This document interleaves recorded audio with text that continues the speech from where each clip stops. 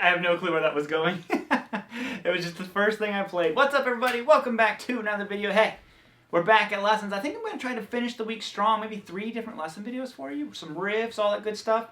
We're going to see what's going on. Obviously, this whole week is in support of my big old guitar course sale that's going on. If you're interested in checking them out right now, they're hugely discounted. Rock'n'Roll Bootcamp for beginners, 50% off. The 8-course bundle, more intermediate to advanced guitars, 80% off. That's going to run until Sunday.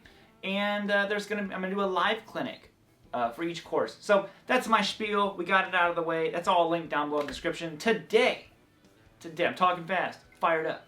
We're going to do easy licks that sound advanced. Now, I did one of these a long time ago. This might be the 3rd in this series. I'm not sure yet.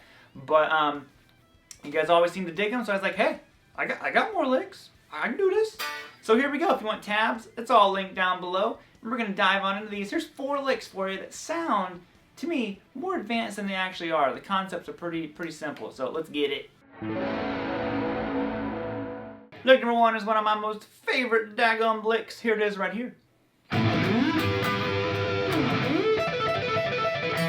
There you have it. Like I said, it's just this fast, kind of like blur of notes. I got this from Eddie Van Halen and Nuno. Eddie kind of does it in his Panama solo down here, and Nuno does a very similar lick. I'll show you kind of both versions of it. Up here and just get the funk out. Oh, that's not it.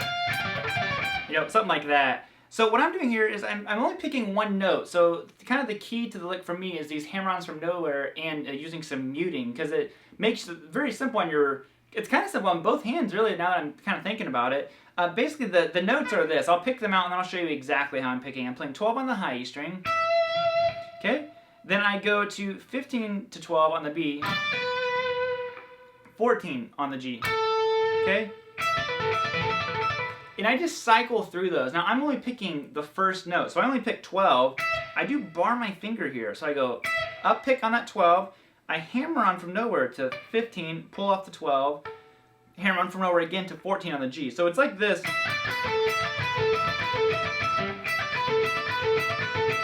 Which sounds cool picked. I just kind of like always did it like this. And I'm just adding some palm muting to clean it up, because if you don't, sometimes the notes will kind of like ring out. But like I said, that's really the lick right there. I just go pick. Hardest part is probably getting used to those hammer-ons from nowhere if you're not used to it. But you can slide this lick around. Like I said, Eddie kind of does it down here in this B position.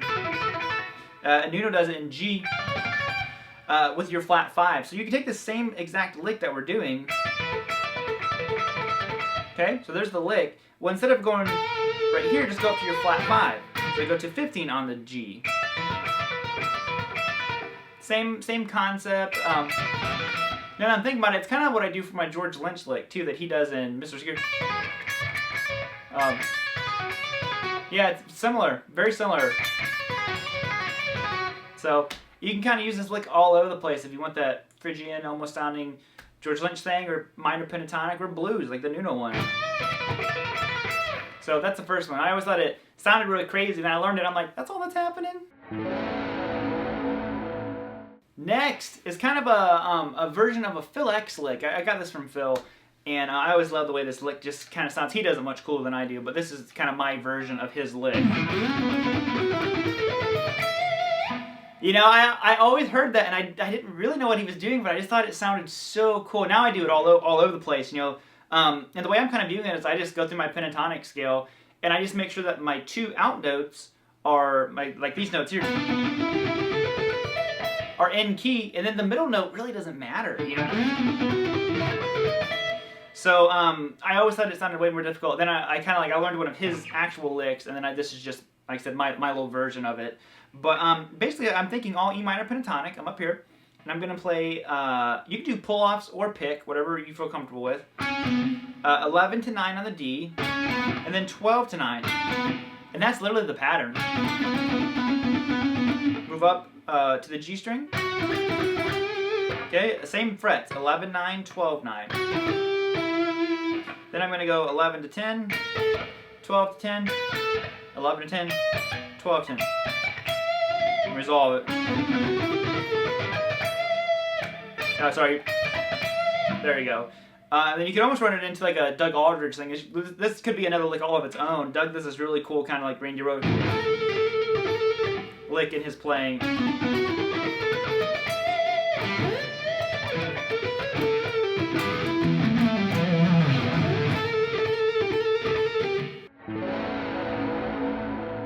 Lick number 3 is a diminished arpeggio. I remember I learned this maybe a couple years ago. I never really thought about this being a diminished arpeggio right here in the shape it was in.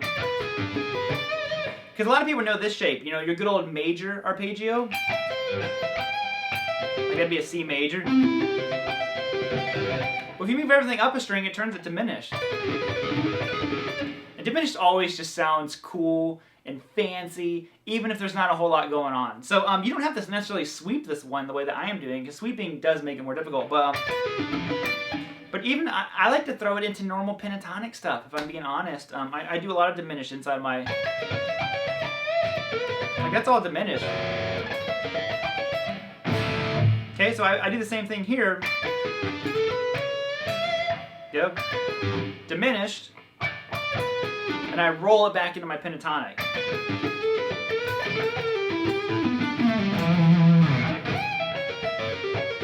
You know, it's all over the place. But anyways, the way that I'm doing this is just 15 to 12 on the B, 13 on the G, and then 12. And it cycles, then you have to reascend it. So back to 13, back to 12, and you repeat it. Now the cool thing about diminished, like I said, you just move it up or down 3 frets.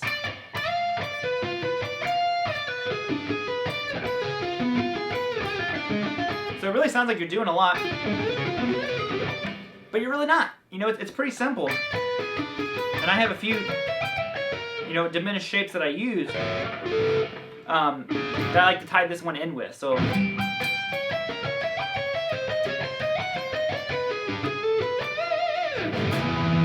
has a cool vibe to it. So then Doug Aldrich. There you have it. But that one's just a fun one. Alright, the last one I want to leave you with here, maybe I've done some of these before, I don't know. Like I said, at this point, we're like 2,000 videos in. I don't remember what I've showed you guys or not, but this is always just one of my favorite shapes to use, and it's just one of my favorite chords and all that good stuff. It's an add 9 chord, basically, and you guys hear me talk about these all the time. It's just the sound that I like. You know, you take a major chord, add your 2nd or your 9th, and you know, you're golden. So what I like to do is this. Oh, you know what? This is technically, it's a sus2, not an add 9. Because I just realized there's no 3rd. I'm replacing the 3rd with a 2.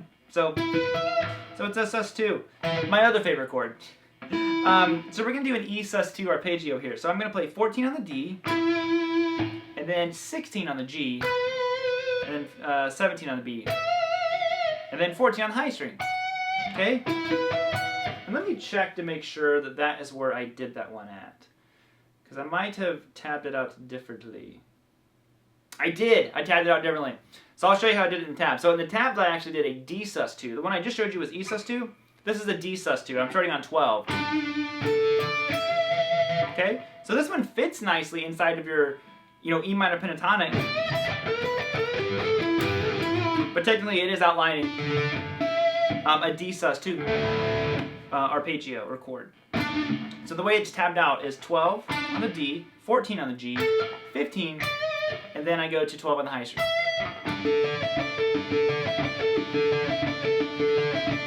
I always thought that just sounds cool. You know, it's not very difficult. One note per string can be a little bit of a challenge, but you can move this around and outline different chords. So like if I want to do something like